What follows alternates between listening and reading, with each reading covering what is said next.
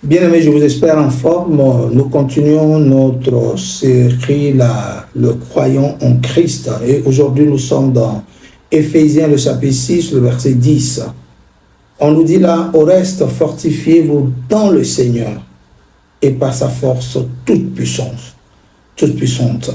Au reste, fortifiez-vous dans le Seigneur et par sa force toute puissante. Et revêtez-vous de toutes les armures de Dieu afin de pouvoir tenir ferme contre les ruses du diable, car nous n'avons pas à lutter. Vous connaissez le reste des versets, mais l'insistance ou bien l'emphase, nous la mettons sur le verset 10. Au reste, fortifiez-vous dans le Seigneur et par sa force toute puissante.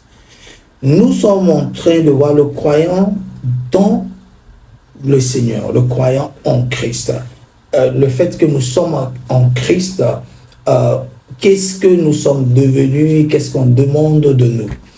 Et vous allez voir ici que on prend en compte le fait que nous sommes dans le Seigneur et on nous dit d'être forts dans cette position et que nous avons dans le Seigneur. On reconnaît le fait que nous sommes en lui, mais on nous dit que nous soyons forts en lui.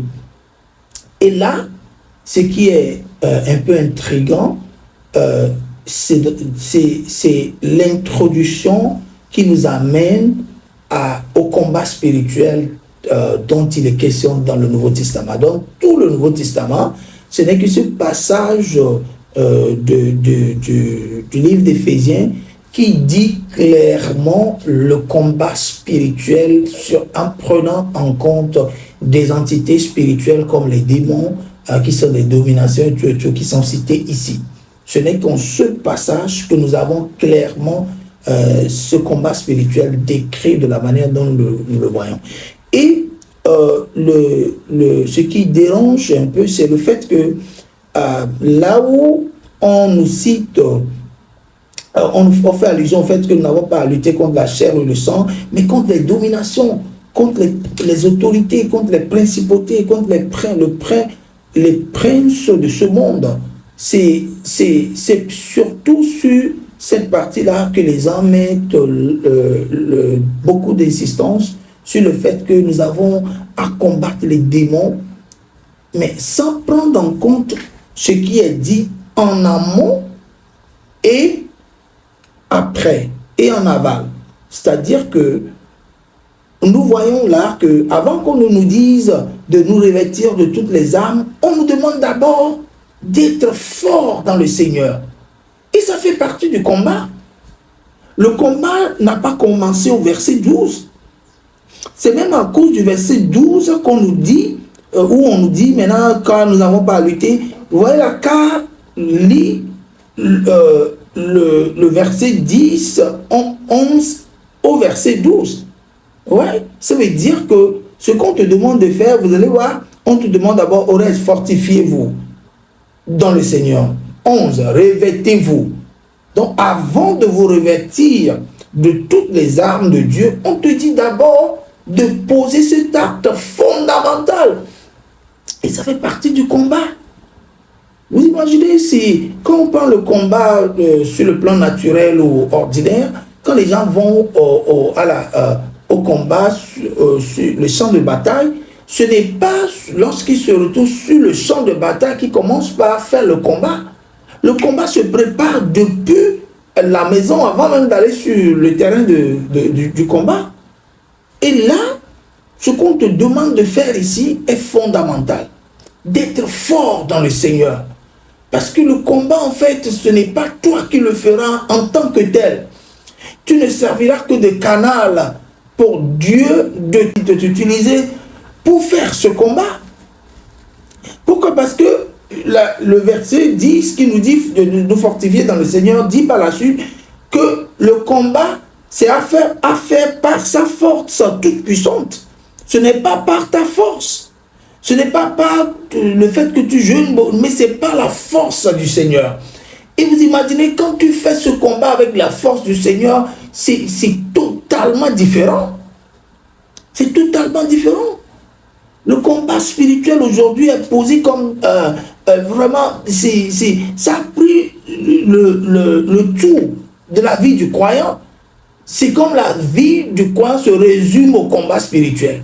Comme si, voilà, si tu es croyant et tu ne fais pas le combat spirituel, on est en combat jusqu'à la fin de tes jours. C'est vrai que le monde dans lequel nous sommes est hostile à l'évangile et à la piété. Donc ceux qui veulent vivre pieusement connaîtront la persécution, mais nous ne vivons pas dans la peur.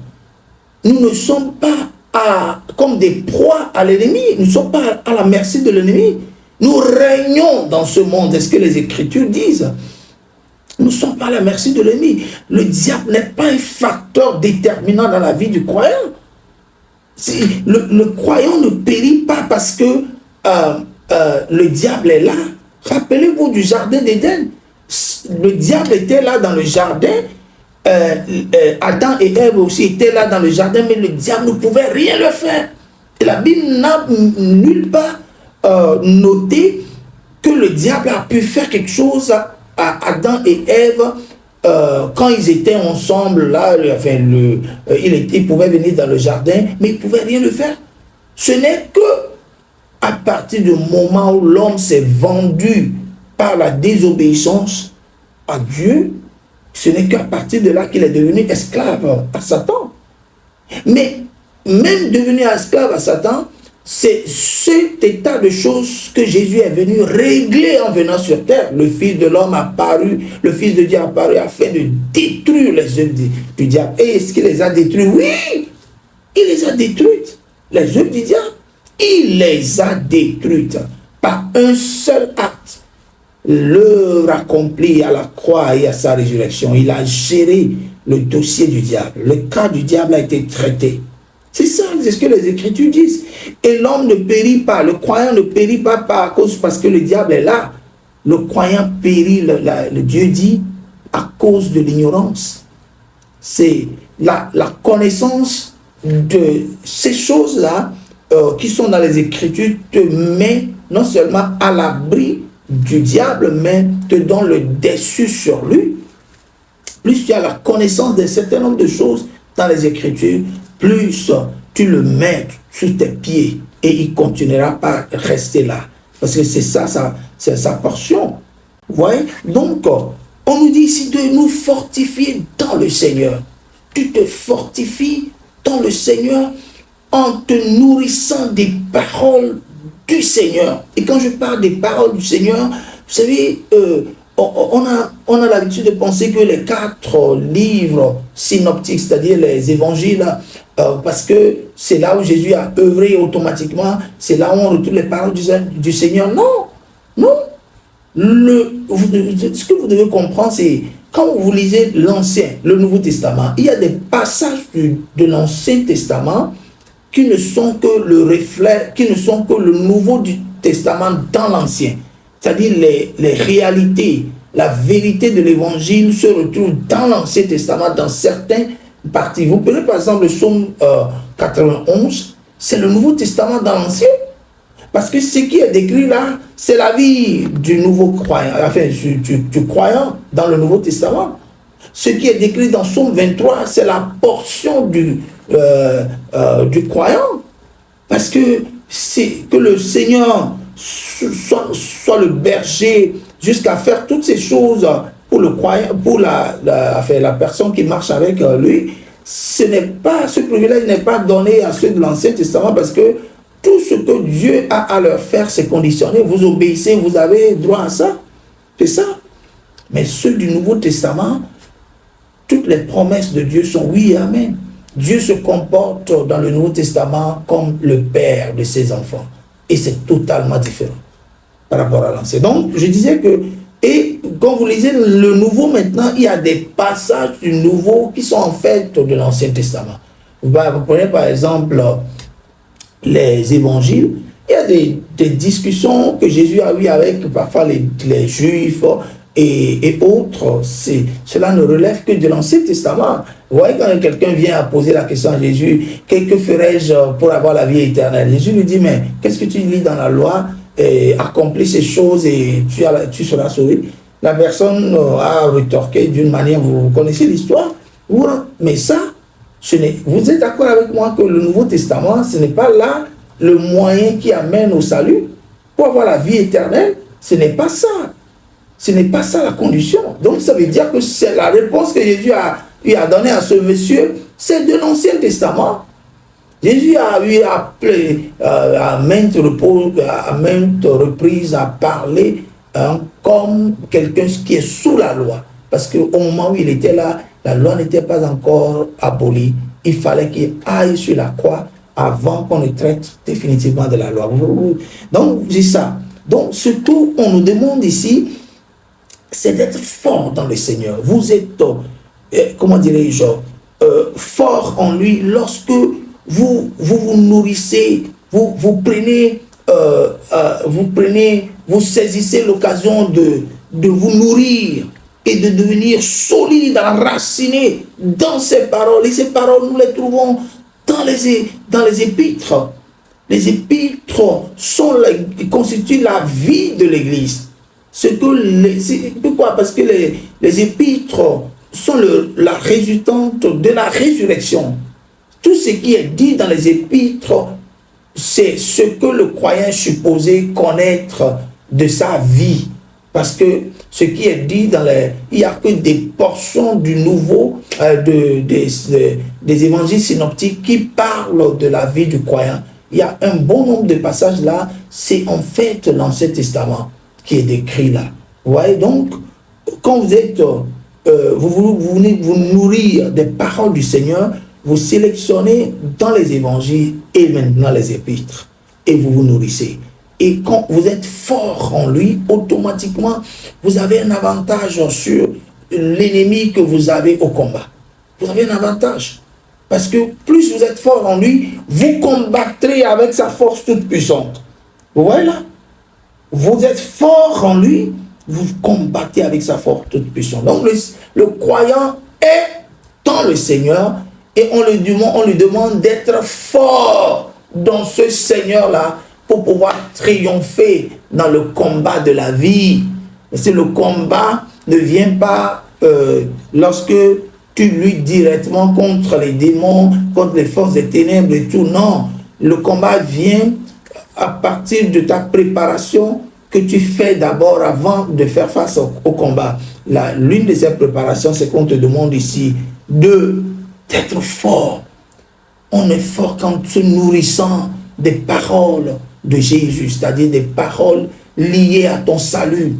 Et vous allez voir que lorsqu'on nous dit après, revêtez-vous de toutes les armes de Dieu. Les armes, quand on les cite après, l'armure qui est citée après, comme quoi d'avoir la vérité pour ceinture, la cuirasse de la justice et tout et tout. Mais c'est des points de doctrine.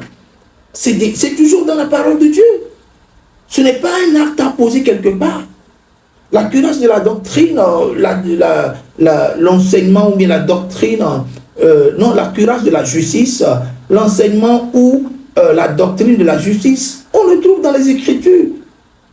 Paul a fait allusion à cela dans Hébreux, je crois, le chapitre 5, le verset 12. La doctrine de la justice, c'est une doctrine en soi. Vous la maîtrisez, vous avez la cuirasse. La vérité de l'évangile, c'est toujours les Écritures. C'est la vérité que Pierre a appelée la vérité présente. C'est-à-dire, l'évangile est là, la parole de Dieu est là, le Nouveau Testament est là, mais vous puisez de ce Nouveau Testament la vérité de l'évangile. Et vous avez automatiquement la ceinture de la vérité. C'est comme ça, vous la maîtrisez. Donc, vous allez constater que toutes ces choses qu'on leur demande de porter là, c'est des connaissances à avoir dans les Écritures après tout. Vous voyez, c'est des connaissances. Vous avez la connaissance sur la vérité, vous avez la connaissance sur la justice, hein, qui est une doctrine dans les Écritures. Vous avez la connaissance sur la foi, vous avez la connaissance sur, encore, la chaussure à vos pieds que donne le zèle de l'évangile. Toutes ces choses, vous les connaissez dans les Écritures. Et plus, quand vous les connaissez, vous les portez automatiquement quand vous les intégrez à votre vie. vous les avez portés. C'est comme cela. Ce n'est pas un truc à aller prendre quelque part et porter. C'est dans les Écritures. OK? Et à la fin, on dit le casque du salut. Ça fait allusion au lot du salut que tu as reçu. Tu les maîtrises, tu les portes comme un casque et ça protège ta tête. Et tu es d'accord avec moi que c'est au niveau de la tête qu'on a la pensée. Et ça, là, ça fait toujours allusion au renouvellement de la pensée. La nouvelle donne, tu les connais, tu les comprends, tu les maîtrises, tu as le casque du salut. C'est ça. Voilà. Donc, le combat, en fait, ce n'est que la connaissance que tu as des différentes choses à connaître dans la parole de Dieu. C'est tout. C'est ça le combat. Ce n'est pas lorsque tu vas poser des actes du genre, les gens sortent des coupes et tout. Ce n'est pas ça le combat. Le combat, c'est la connaissance de la parole sur laquelle tu demeures ferme. Et c'est par rapport à cela qu'on te demande d'être fort. Fortifie-toi. Où là? Pas dans ton église, pas dans une doctrine quelconque, mais dans le Seigneur. Voilà, tu es fort en lui parce que déjà tu es en lui. Mais cette position du fait que tu es en lui, on te demande de la fortifier. Et ce faisant, tu es en train de faire le combat spirituel et de gagner ce combat.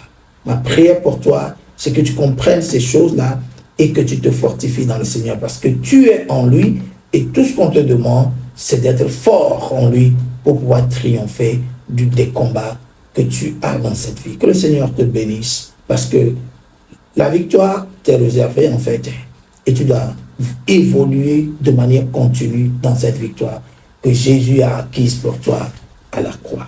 Que le Seigneur te bénisse. Amen.